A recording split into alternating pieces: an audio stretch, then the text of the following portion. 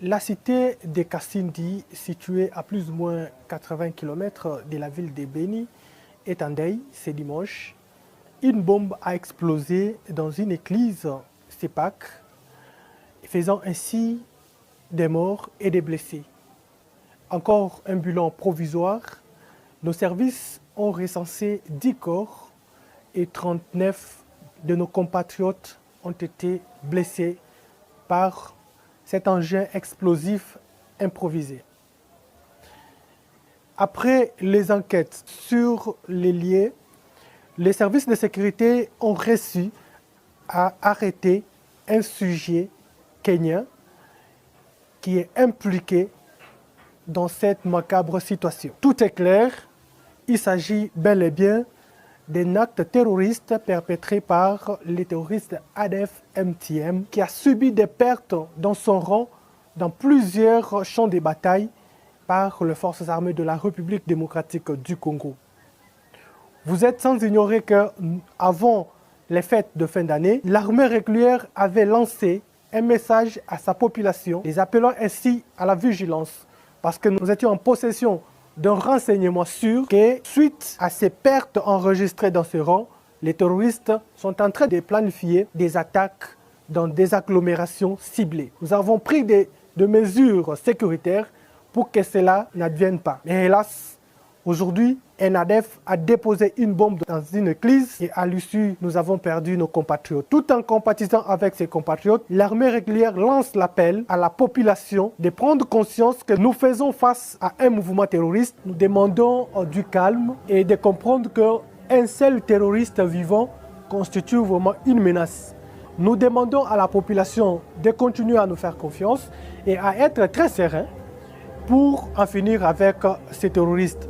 Le terrorisme aujourd'hui dans le monde, c'est une menace et nous sommes obligés, chacun à ce qui le concerne, de faire le nécessaire pour en finir.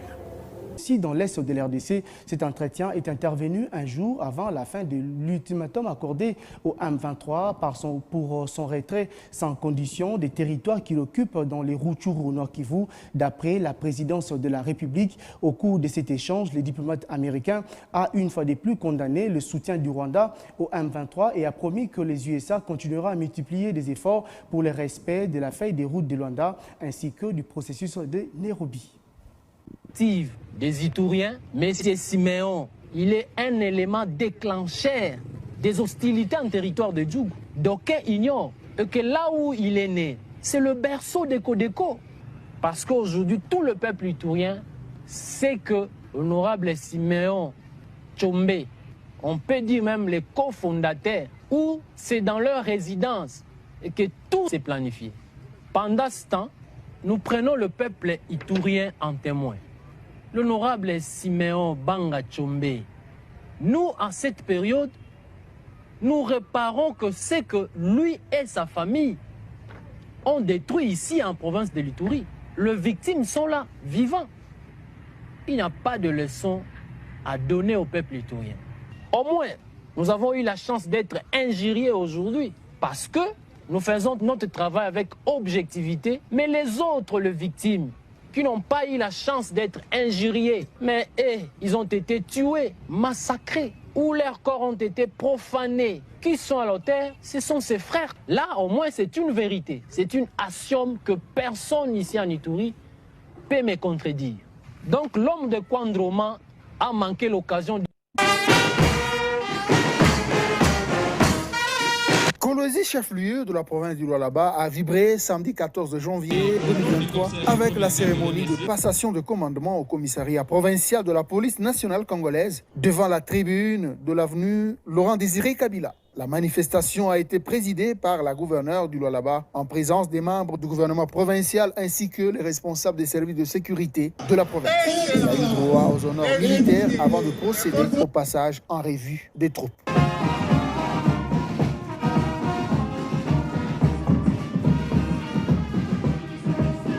Juste après, suivra l'ouverture du bac et la lecture de l'arrêté ministériel désignant le nouveau commissaire provincial de la PNC, Tariel Kissak Longin et ses adjoints. Il a plu à son Excellence, Monsieur le Vice-Premier ministre, ministre de l'Intérieur, Sécurité, décentralisation et affaires coutumières de désigner un commissaire provincial de la police nationale congolaise du Lualaba en la personne du commissaire divisionnaire adjoint Dariel Kisak Longi et ses adjoints. C'était ensuite le moment de remise de l'étendard au nouveau commissaire provincial de la police, symbole du pouvoir. Je vous remets cet étendard, symbole de votre commandement, que vous défendrez jalousement jusqu'au sacrifice suprême.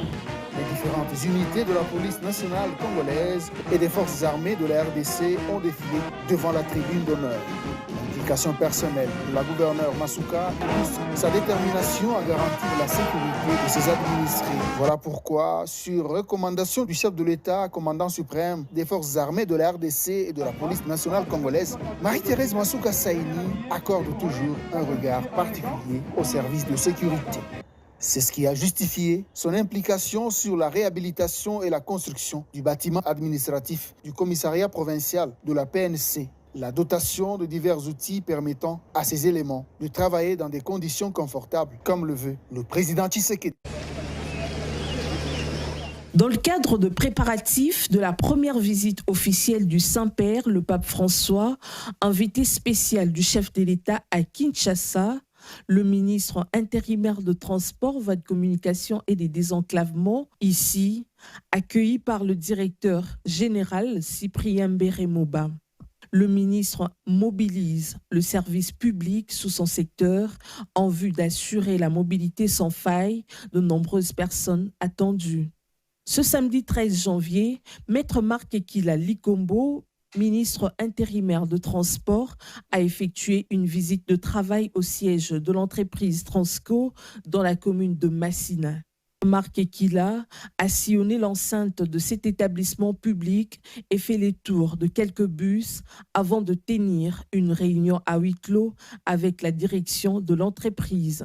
Objectif, transmettre des instructions de sa hiérarchie pour que toutes les précautions nécessaires soient prises.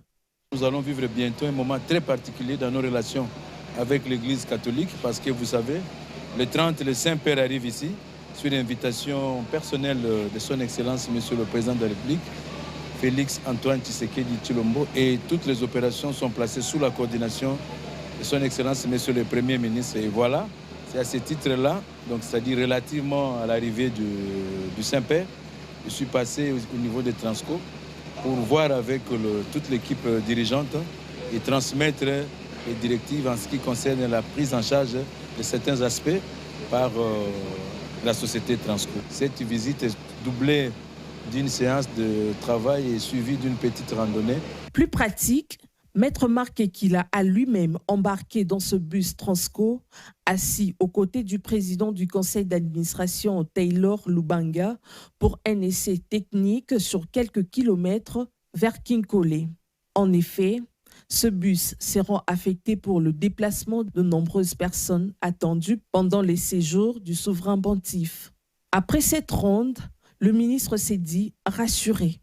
Oui, nous avons transmis les instructions et les réponses que nous avons obtenues sont satisfaisantes.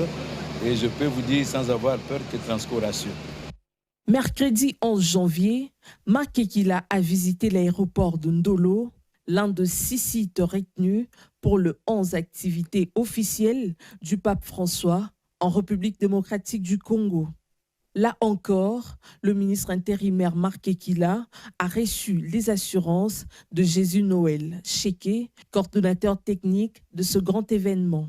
En sa qualité de ministre de tutelle, Maître Marc Ekila est allé voir de visu le site qui abritera les assises par rapport à la sûreté et la sécurité de l'aéroport de Ndolo avant, pendant et après l'événement. Plusieurs milliers de personnes sont attendues. Les défis de la mobilité est sans précédent. Le ministre, lui, a déjà pris la mesure des enjeux et est déjà à pied d'œuvre. Signalons par ailleurs que la dernière visite d'un souverain pontife à Kinshasa remonte à août 1985, quand Jean-Paul II avait passé 2 jours dans le pays qui s'appelait alors Zaïre.